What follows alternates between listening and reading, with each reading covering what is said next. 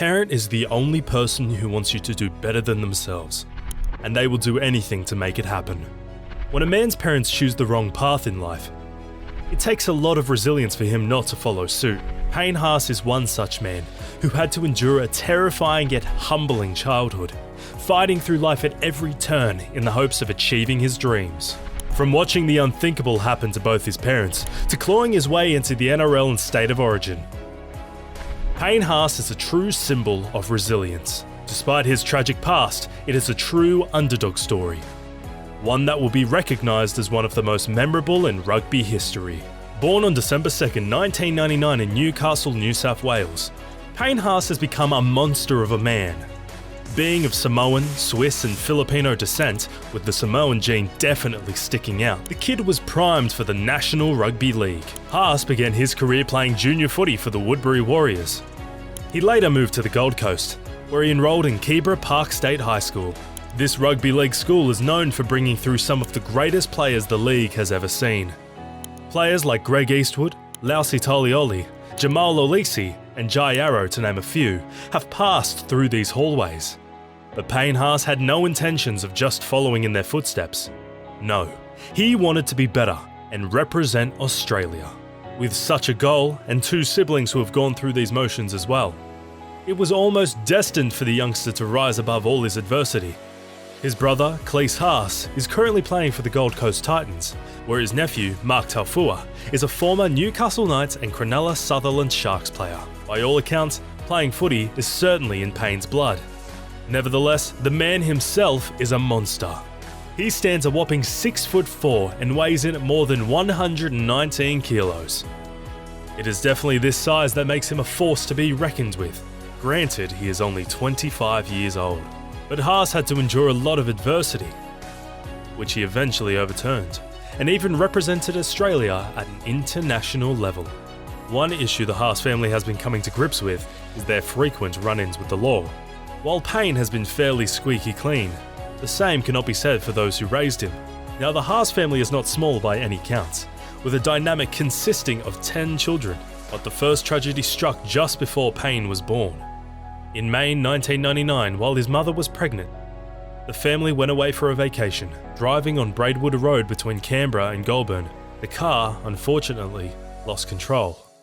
The second-born, Chase Haas, who was just a baby at the time, suffered greatly in the accident, later becoming a ventilated quadriplegic. Payne, who survived and was born later that year, was nicknamed Payne Lucky, as a reference to the emotions they had been feeling at the time.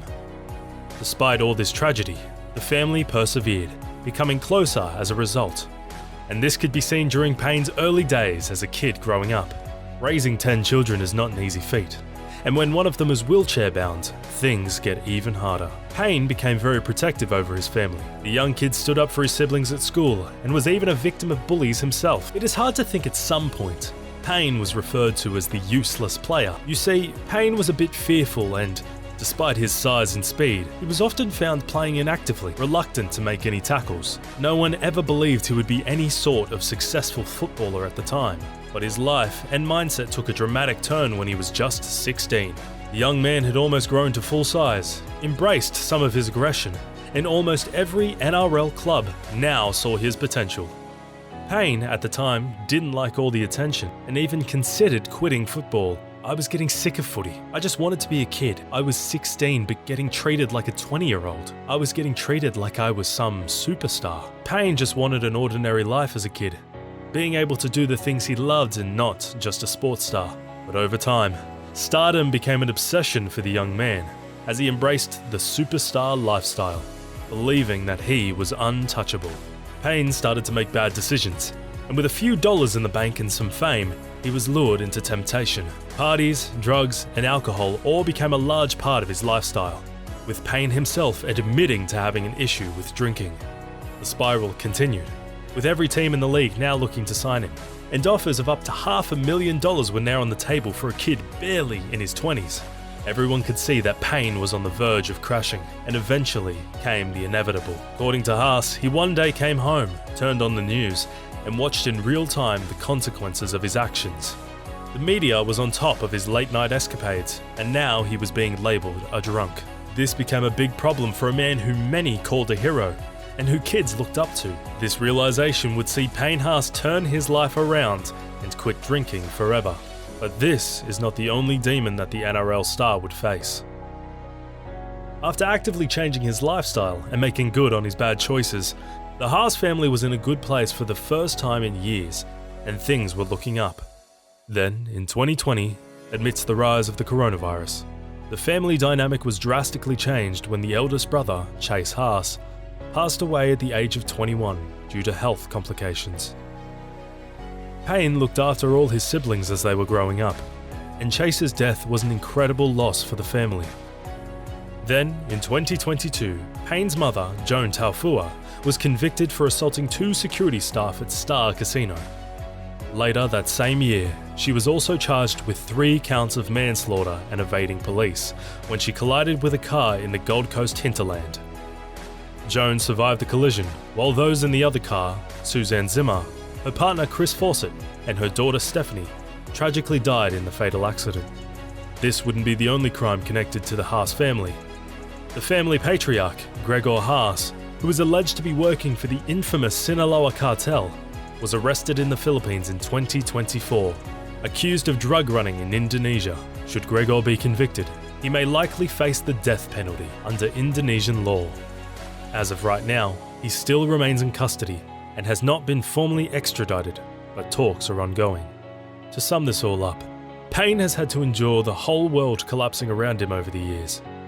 But despite the many trials and tribulations, Payne still manages to strive for a successful career in the NRL and continues to better himself for the sake of his siblings. There's absolutely no doubt that Payne has become a pillar of the family. Since he stopped his late-night excursions and vowed never to drink again, he tried his best to stay out of trouble. He spent a few years at the Brisbane Broncos, earning a call-up to the New South Wales Blues for the State of Origin, and was even named to the Australian PM13 side in 2019. During these years, and at the age of only 20, Payne converted to Islam and became a devout Muslim. Despite handing in an immediate release request from the Broncos in 2022, which was subsequently rejected, Payne Haas continued playing and would earn numerous Player of the Year awards, while also helping the New South Wales secure the State of Origin trophy 3 times. In fact, Haas is known as a tricky player. Despite many not liking him as a person and his erratic behaviour, he always manages to put the opposing team in a state of you don't want to let him go, but if you do, you must play against him. This has given him leverage and ensured the man always gets paid. Despite all this heartache and frustration, Haas has become a role model, with his family often his first priority. Haas explained that the biggest mistake young men make is they have this burning desire to prove others wrong. Now, the young star is simply just enjoying footy for himself. Even though he has excelled in the NRL, it is State of Origin that still seems to be the biggest hurdle in his career. Despite a few appearances, he doesn't yet seem like someone who would single-handedly change the game. Only time will tell whether Haas becomes a secret weapon for the...